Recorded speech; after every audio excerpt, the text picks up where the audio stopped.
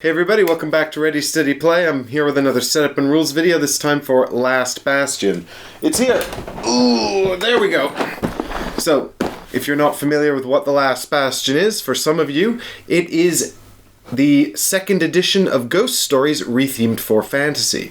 And if that doesn't mean anything to you, then allow me to explain. Antoine Bauza is a classic game designer. He did Tokaido, he did Takenoko, he did Seven Wonders, he worked on Conan, that massive Kickstarter, he did Hanabi, and he did a game called Ghost Stories. He actually has loads more games, I just can't remember them all. But he did a game called Ghost Stories in which you are a series of samurais defending a village from ghosts. And it's sort of like a wave defense game. Now, Ghost Stories has been out of print for a while. It's also very, very difficult. So they decided to retheme the game and republish it as Last Bastion. And what I'm going to do in this video is I'm going to show you what's in the box, how to set it up, and I'm going to talk you through the gameplay so you can take on the roles of these fantasy characters and defend the ancestral castle from the Baleful Queen's attacking hordes.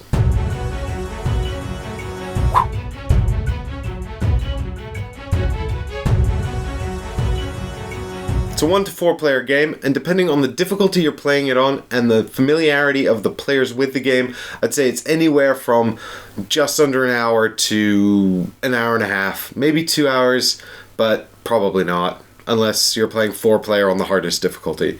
It's fully cooperative, it's a wave defense game, and you are trying to defend the ancestral home, the Last Bastion, from the Baleful Queen. You all stole her powerful relics, and now she can't destroy the world like she wanted, and the highmages are trying to reduce the relics to rubble, and you've got to protect the highmages from the oncoming forces by defeating their warlord, who's a super monster who's coming to get you.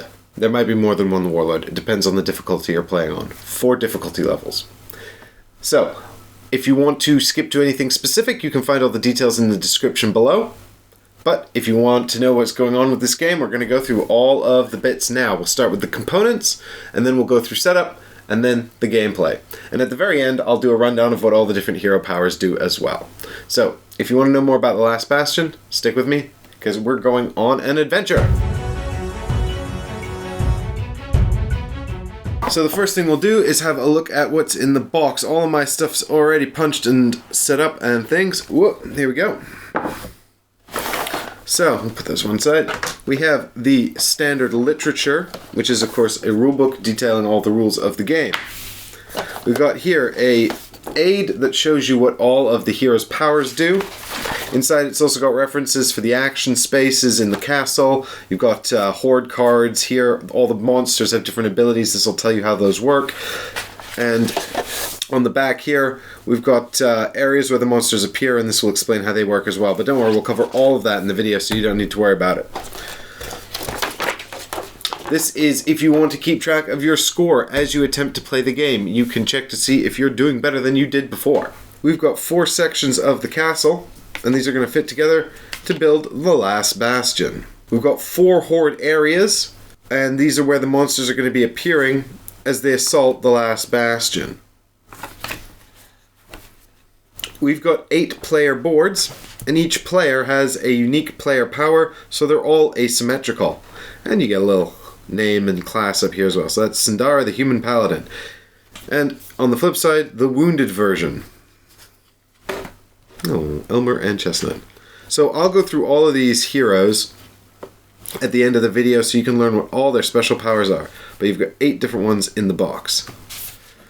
We've got the 9 action spaces that are going to make up the areas within the castle, and I'll go through what all of these mean during the gameplay section of the video. Here we've got our miniatures tray. These miniatures represent all the different heroes, so you can see we've got the different sculpts. Here is Twindalli, the elf crossbowman. Here's Sindara, the human paladin that we spotted earlier. Elmer and Chestnut over here. This is Teagan, the human priest. Arne and Soko. He's the human falconer. Soko's the bird. This is Mylfaar, the half-elf bard. And Feng-Li, the human battle mage, which is pretty cool. And of course, Kazgin, the Dwarf Berserker. Game would not be complete without Dwarf Berserker.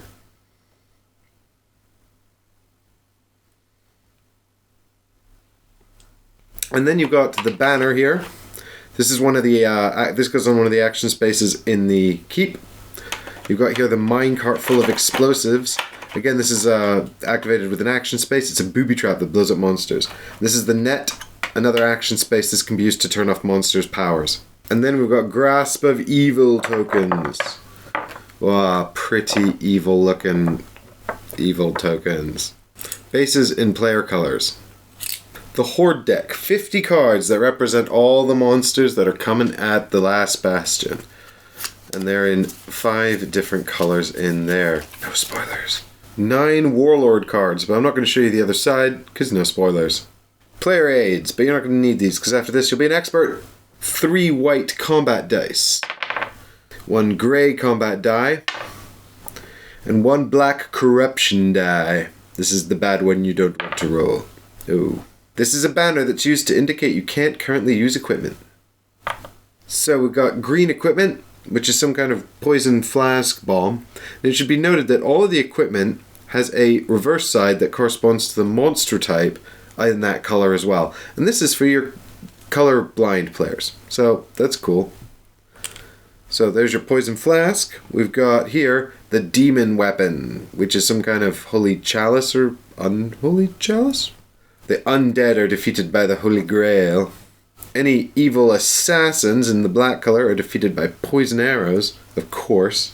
And any weird spider monster people are defeated by the powerful magic scroll. And we should have a banner for each monster color as well. So the orc banner, spider people banner, demon people banner, undead banner, and assassin banner.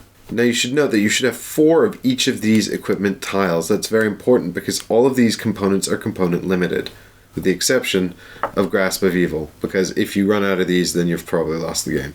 We got 4 Call to Arms tokens, 16 Heart tokens, and Mylfaar the Half-Elf Bard's Song token. So that's it. That's everything that comes in the box, and now we're ready to set up the game. So for setup, we're going to be setting up a 4-player game. The way the game works is that each player will control a hero that's protecting one of the 4 walls of the castle. If you're playing with fewer than 4 players, you'll have a neutral side to the castle. And if you're playing with just 2, there will be 2 neutral sides. If you're playing on your own, then you can just play all 4 heroes by yourself. There is no reason to play with just 1 hero. I mean, I guess you could. It'd be really hard. There's also 4 difficulties: Novice, Normal, Difficult, and Nightmare. I'll talk you through how to set up those 4 different difficulties when we get to the pertinent section of this setup. It doesn't take much to swap between the difficulties, but it does make a big difference. I'm going to set up a 4-player game, but I'll just talk you through what changes you would make as we go through this if you're playing with fewer than 4 people. So the very first thing we're going to do is we're actually just going to build the castle. So you just take your 4 puzzle pieces here and stick them together. We're going to take these 4-player colors and put them out around the board. Again, the order of these around the outside of the castle doesn't matter. You can randomize it if you want, or each player can pick a color and you can put it in front of the player that's sitting in the different seats. It's up to you. Chris isn't here, so I'm going to be blue. Then what we're going to do is we're going to randomly assign these 9 tiles to the interior of the castle. So give them a good old shuffle. And then stick them out. And I'll put out the middle one at the end, because now I'm going to flip them over. Oh, would you look at that. That's actually really good. So now we'll put out the banner, net, and explosive cart. So we get our minecart here and put it in the Dwarven Quarry. The banner flag here goes in the standard space up here. And the net goes on the Trebuchet space, which is right here on our map. Now that we've done that, we're actually ready for each player to pick a hero and a color. Of course, if you set up the colors already based on where people are sitting, then everyone should already have their colors and their little hero rings here associated with those colors. This is a strategic consideration already because each hero has a cool, unique ability which will be absolutely essential to you winning the game. This is the ability here. And actually, those abilities will have more or less of a viable synchronicity with the effect which is depicted here on each of these colored boards. So for example, on the red board, heroes will lose wounds. So you want a character who maybe can deal with that better than other characters. But I'll leave you to discover those combos on your own. For now, I'll just select 4 random heroes and put them out randomly. And the rest of the hero boards go back in the box. You won't need them this game. So that we've got our minis set up with the correct base colors, we'll just put them all into the central space of the last Bastion. Each player will then receive 3 life tokens to put here onto their player board, 1 piece of equipment in the color of the Horde board they're attached to, and a call to arms token as well. I've set up a 4-player game here, but let's say we're playing with 3 or 2 players. If we're playing with a 3-player game, we'd only use 3 heroes. You'd still have to set up all 4 colored Horde boards, but you'd have 1 less hero. So let's remove Elmer and Chestnut, for example.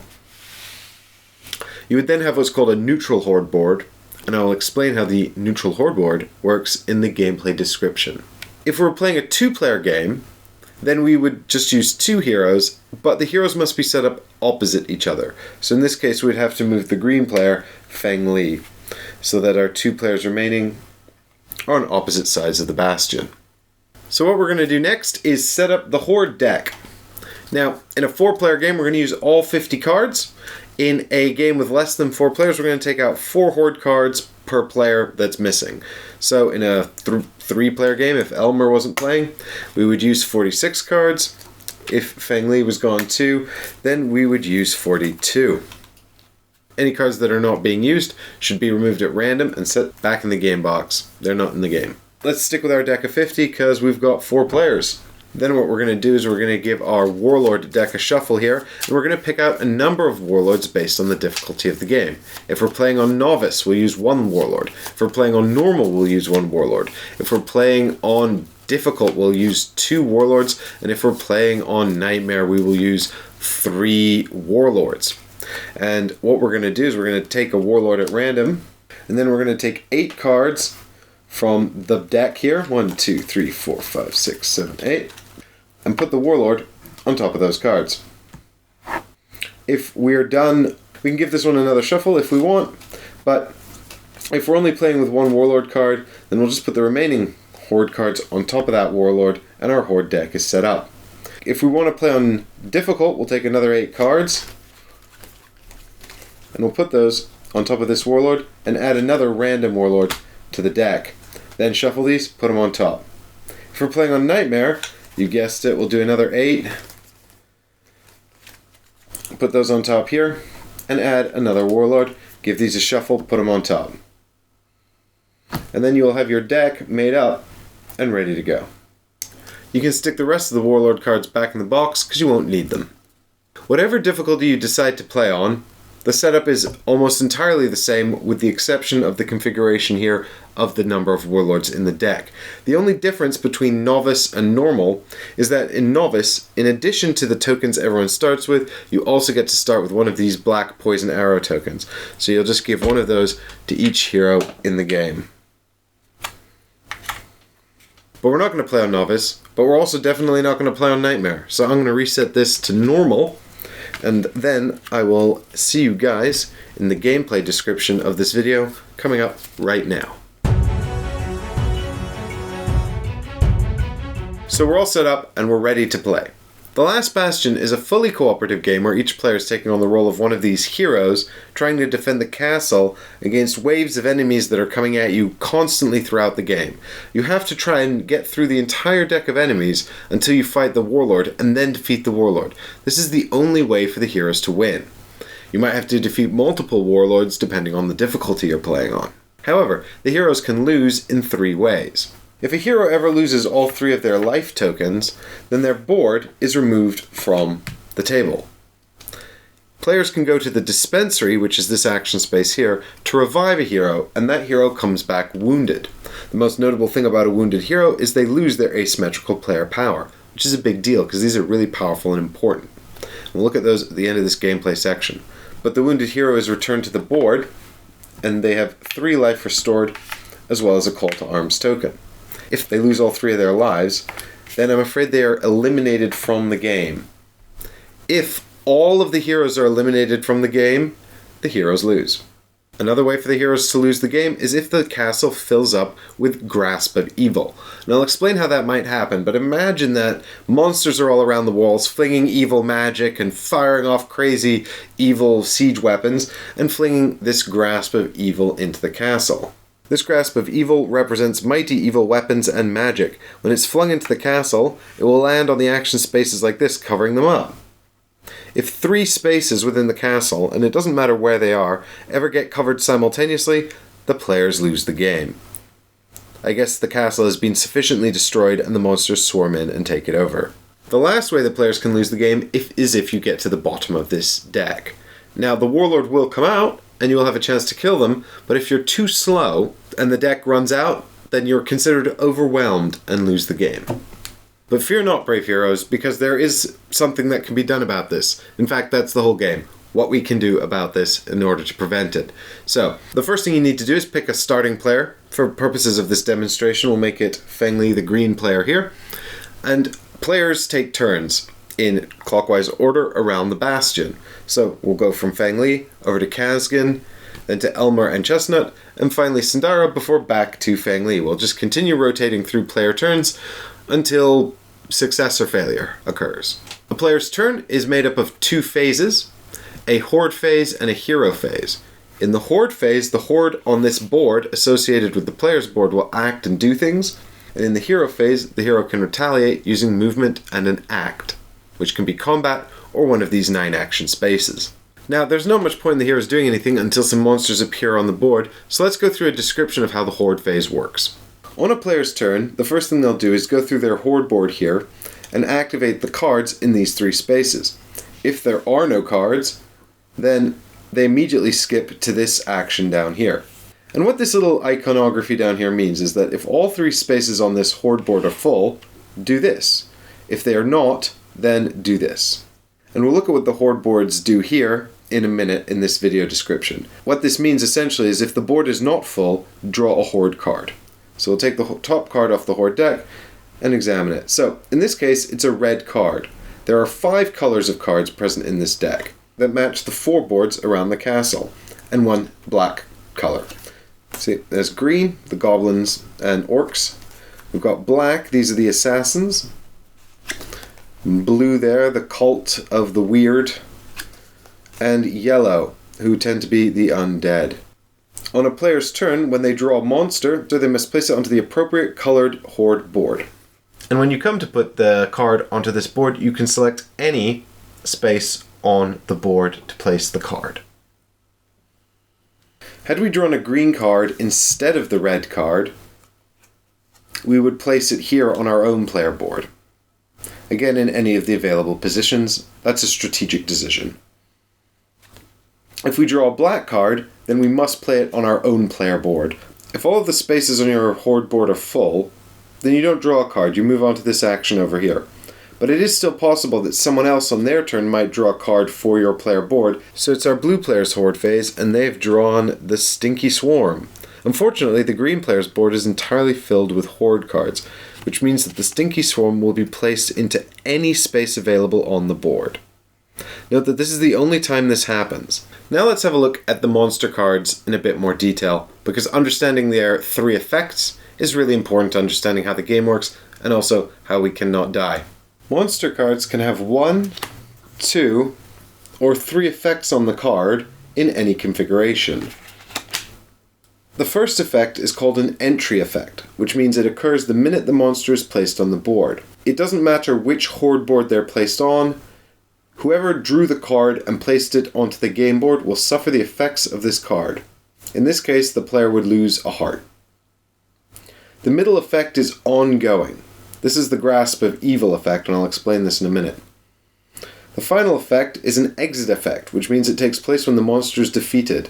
Sometimes these are good, and sometimes they're bad. If they're highlighted in yellow with stars, then they're good. If they aren't, they're bad. So the Pit Summoner, for example, has an entry effect that takes place but he doesn't do anything while he's on the table, but then he has a bad effect when he leaves. You might also see this infinity symbol. What this means is that the Dread Fury has a passive effect. So long as she's present on the game board, then she'll be doing something negative. In this case, she'll put out this weapons lock token, and it means players can't spend these incredibly important weapon tokens in order to defeat enemies. We'll just put that out there in the middle of the board to show that that's bad stuff is happening. So it's a few turns further on into the game, and Feng-Li's board has become entirely filled with monsters. It's her Horde phase, and now she has to start by activating them. This means that we're going to have to go through each card and activate their middle effect. The Goblin Horns is a passive effect, so this has nothing for us to activate at this time. The Newborn Vampire's effect is a Grasp of Evil. What this means is that we'll take one of these Grasp of Evil tokens from the supply and put it onto the card. Later, if there's already a token on the card, that token will be launched onto the nearest action space of the castle board and block its ability. This is really bad for the heroes. If the card continues to activate, it will continue to generate Grasp of Evils and launch them into the castle. After we've activated the Newborn Vampire, we activate the Orc Shaman. He has the Corrupt Die symbol here, which means we'll have to roll this Corruption die. A blank. We're safe. We might have lost a heart, we might have lost one of our round tokens, we can choose which one to give up, but if we have a token, we have to give it up. If we don't have any tokens, we don't have to give one up. We might have lost a heart and a token. We might also have had to place a Grasp of Evil onto a space in the castle. This would be the space closest to the enemy that had rolled the die. So in this case, if we'd had that, we'd have to put this into the Dwarven Quarry here, which means if the minecart is there, it's inaccessible. More on how this works later on. And if we'd rolled this symbol here, we would have had to draw another monster off the monster deck and put that card out in the appropriate space. Now that we've finished activating the 3 monsters, we check to see if the board is full, and it is. So instead of going down here and drawing a new monster, we go over here and the hero suffers this punishment. In the case of the green board, we remove the bottom monster card from this deck. What this means is that when the Warlord finally appears on the board, we're going to have less time to defeat them. Remember, if this deck runs out, then the heroes lose the game. So that's actually really bad. If the blue board ever becomes full, then the blue hero falls over. On their turn, they don't get to move, they can only stand up, although they can still perform an act, which we'll get to in the hero phase in just a minute. If the yellow board is full, then the yellow player has to roll the corruption die and suffer the consequences. And if the red board is full, then the red player loses a heart. Womp womp. But fear not, valiant heroes, because after the Horde board has been resolved, it's time for the hero phase, in which the heroes can move and act, and you will prevent all of this bad stuff from happening. So in the hero phase, heroes can move and act. You can move one space within the Bastion, you can move orthogonally and diagonally, and you can move before or after you act. So you can move and act, or act and move. An act can be one of 2 things. It either means activating one of the 9 action spaces on the board, which must be the one on which your character piece is stood. Or it could mean engaging in combat, which means fighting the monsters here on the outside of the Bastion. Here we can see Feng-Li is trying to defend her side of the Bastion. She's deciding on her turn that she's going to move one space orthogonally over to the Dwarven Quarry to attack the Orc Shaman. So let's talk a bit about combat. Typically, when a hero attacks an enemy card, they will take the 3 white dice and roll them. You're looking to match the number of symbols here on the card. So in this case, we failed to get any green symbols, and nothing further happens. However, if we happen to have any of these equipment tokens, we can use those to add symbols to the roll. So in this case, we can spend 1 green token to add 1 green symbol, and the card is defeated. It's discarded face up to a discard deck. At this point, any exit effects on the card would take place. Fortunately, the Orc Shaman doesn't have any. If we'd been fighting the Goblin Horn, we would have had to draw another monster and immediately place it and resolve any entry effects. Because you can always fight cards adjacent to you, in the corner sections you can actually elect to fight 2 monsters simultaneously. Again, we take the 3 white dice and we roll them. In this instance, Feng-Li has managed to get a green symbol and a red symbol. This means that she can kill both of these monsters because she has enough of the symbols in order to do so. Even if she'd failed to get one of the symbols, she could still kill off one of the monsters. But that's a good slay. She must choose which one to kill first. And this is to determine the order of the exit effects. So in this case, the Orc Shaman doesn't have any, but she will have to suffer the Pit Summoner's negative token effect here and lose a token. The combat dice have every symbol for each of the 5 colored monster types you'll find in the deck, as well as this white face, which is wild and can become anything. Some monsters are really hard to kill, and you won't succeed unless you have equipment tokens. If Kazgin is going up against the Ogival Sphere, we know he needs 4 successes, which is actually impossible on the 3 dice. Fortunately, Kazgin's hero ability gives him an extra die. He also has 1 equipment token here, so it is possible he'll succeed. However, Elmer and Chestnut have been gathering further equipment tokens from the Bastion.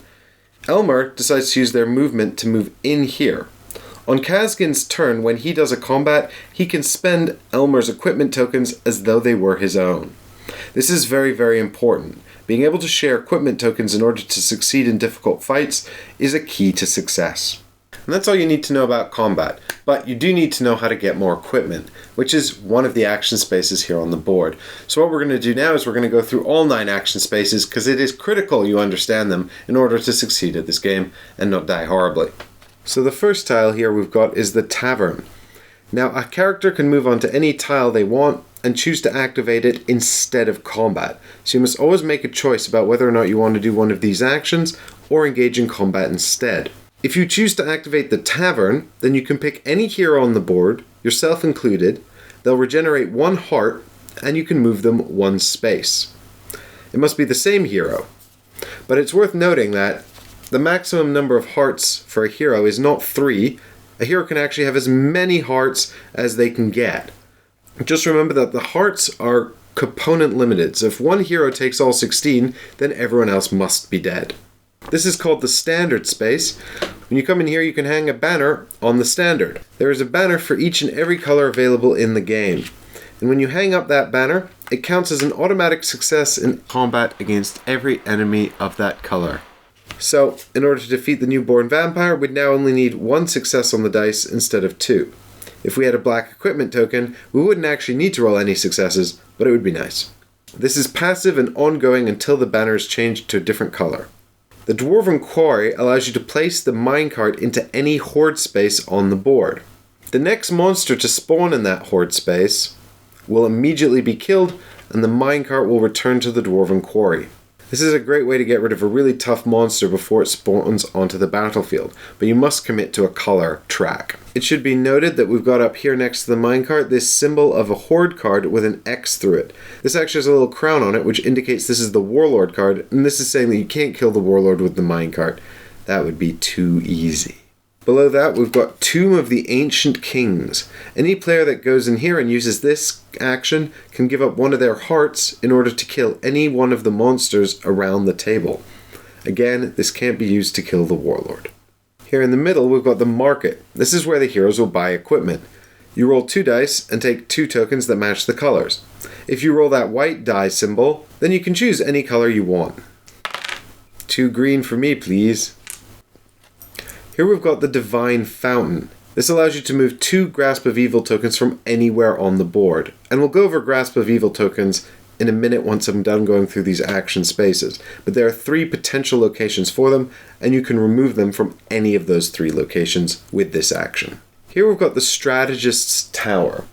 With the Strategist's Tower, you can move up to 2 Horde cards in play simultaneously from their current space to any other free space. And what this means is that you can swap the positions as well. So just pick up 2 cards, put them down anywhere else that you want. Here we've got the Dispensary, and if you come into the Dispensary, you can have 1 equipment token of any color of your choice, and you can give that to any player of your choice. So this is a bit more versatile than the Market, but you only get 1 token. Alternatively, you can resurrect a defeated player. We mentioned this earlier, a player is defeated when they lose all of their hearts. their player board is removed from the game, and their Horde board becomes neutral, which means that you still have to activate it as you go around the table, and if it becomes full, you still have to do this thing, but it will never bring out new cards because that iconography is actually missing. So even if it's not full, you skip this and just do nothing further. However, these two monsters will still activate. By visiting the Dispensary, we can bring back one of our eliminated players. They'll return on their wounded side, which means they no longer have their player ability available to them. And that means that their Horde board now becomes active again and could draw new cards on that player's Horde phase. But when they come back, they get 3 hearts, and they get their very valuable Call to Arms token, and we'll discuss what this does after the action spaces. It should be noted that when a player's killed, they can still sit there and take part in the planning and help, Their model might be off the board and their player board might be gone, but they could come back. And I mean, even if it's their second death, the game is probably almost over, so they should sit and help out, because you never know what people might miss if you're not sitting there helping them out. So the Dispensary is a pretty critical spot. Finally, we've got the Trebuchet. Note, again, you can't use this on the Warlord card. With this, you can take the little net token and place it onto an enemy card. You take the net token and you put it down here onto one of the effects on the enemy card. Note that you would never cover the entry effects because that's already been resolved. So you'd want to cover either the middle effect if you want to stop it. If you cover up this Grasp of Evil effect, for example, this will never be launched into the castle. So that's effectively neutralized, which is really useful. You could also cover up the exit effect if you wanted someone to be able to kill the monster without suffering the consequences. Of course, on the newborn vampire that's silly because this is a beneficial effect. So I'm just briefly going to mention the Grasp of Evil and where it can be found in the game.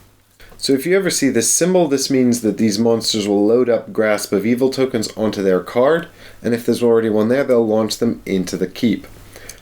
Once a keep space is covered, that space cannot be used until you remove the Grasp of Evil token. There are many ways to get rid of these tokens, including the exit effects on some monsters, for example, primarily by using the Divine Fountain. The Divine Fountain allows you to remove 2 Grasp of Evil tokens from anywhere in the game space. That means you can remove them here from the keep. You can also remove them if they're waiting on an enemy card, so you can get rid of them before they're launched into the keep. And some enemies will put them out onto your player power, shutting that off. Note that this doesn't count towards the loss condition for the game. However, this is really annoying because your player powers are super good and important. So you can use the Divine Fountain to remove them from here as well. You can also remove them from here with any effect that removes Grasp of Evil tokens. This here is the enemy symbol for a Grasp of Evil token that destroys a player power. Note the rock symbol in the background that mimics the rock symbol here on the player board. And so you might be thinking, I'm in a bad position because I've lost my player power and also the Divine Fountain has been taken out by the Grasp of Evil. Well, that is pretty bad. But the good news is you can always use your Call to Arms tokens. Call to Arms tokens can be spent on your turn before or after you act in order to activate one action space anywhere on the board. Now it should be noted that you have to fully resolve your act before or after you use the Call to Arms token. So you can't stop mid-combat and use the token. Strategic use of these Call to Arms tokens is very important.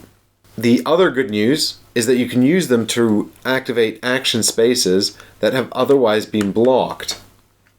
So unfortunately, we can't use this action at the moment because of the Grasp of Evil, but if we spend the Call to Arms token, we can. And we might even use it to activate that space and remove the Grasp of Evil that's blocking it.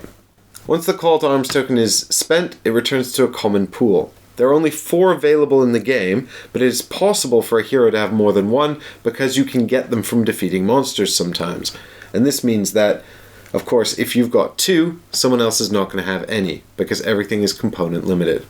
And that's actually it. That's everything you need to know to play the last Bastion. What I'm going to do now is I'm going to go through some examples of monster cards to explain some of the iconography, and also I'll go through all the player powers as well because they're all quite unique and important. But if you want to get started playing, you now know everything you need to know. That's pretty cool.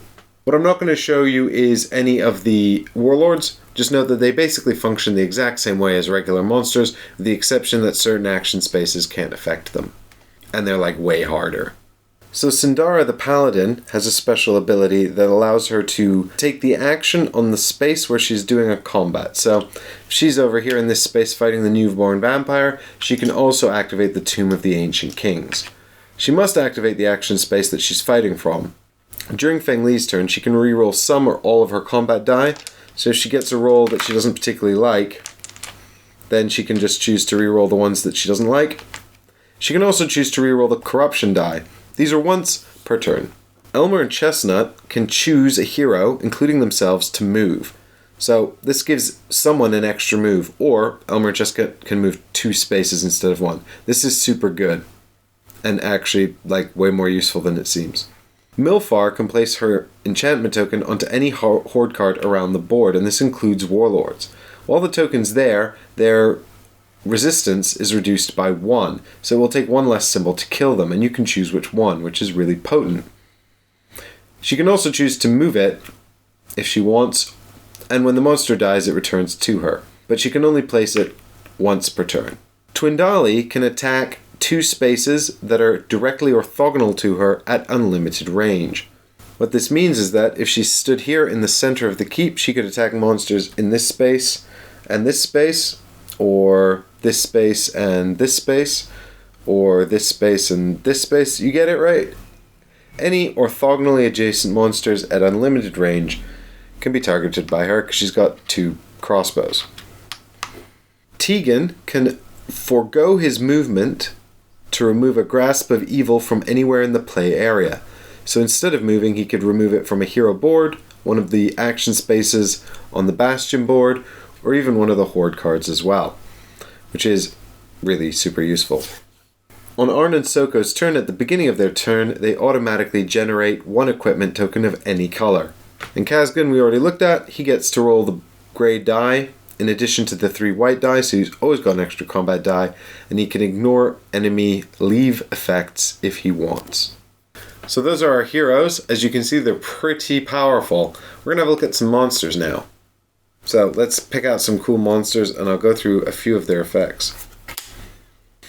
So here we've got the Pathfinder.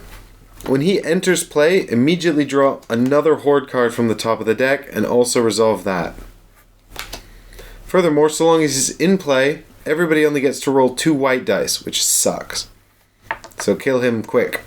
When you do defeat him, you get to have 1 equipment token of any type. So that's good. The Mind Crusher. When she enters play, every player in the game loses a token, so that sucks. Every turn, when her Horde board activates, you have to roll the corruption die. But when she's defeated, you get a Call to Arms token. So that's really good. The Hollow Summoner summons a monster, and if he's on your board, every turn you will have to discard a token until he's defeated. So the Nefarious Cannon, we've kind of looked at this one already. This puts a Grasp of Evil token down on the cannon if there isn't one, and if it's in play, it launches it into the column it's adjacent to. But it's also got an entry cost, which means it comes into play with a token, unlike some of the other cards. And when you defeat it, you get a Call to Arms token. We looked at the Stinky Swarm. This means that your player ability is blocked off. So if you are Kazgin, and this guy comes into play on your board, say bye-bye to that player ability until someone removes this token. So this is, I think, one of the few we haven't looked at. This means that this monster cannot be damaged with wild symbols on dice. So if you roll a bunch of these wild symbols, you might be really pleased with yourself, but actually they do nothing here. You must get these green symbols or use equipment to kill it. And of course, we looked at this one a bit earlier. When she comes into play, you take this token here and put it into the center of the board. Now, players cannot spend equipment tokens until she is killed, which is really bad. Because as I said before, these equipment tokens are pretty vital to winning the game. So one final strategy tip before I go. Put the weak monsters into the corners if you can. But I'll be back tomorrow with my buddies Michael and Chris, and we'll be taking on 3 heroes and trying to defend the Bastion on difficult level difficulty, 2 warlord cards. So, why I hope you'll come on that adventure with us and see if we can do it and protect the high mages while they try to destroy the powerful relics and prevent the Baleful Queen from recovering them and covering all the land in darkness. But I hope that this video has been informative and instructional, and if you have found it to be such, then please mention it to other people or subscribe to the channel. And if you want to come on that adventure tomorrow, then also please subscribe to the channel. And I hope to see you then. Bye everyone!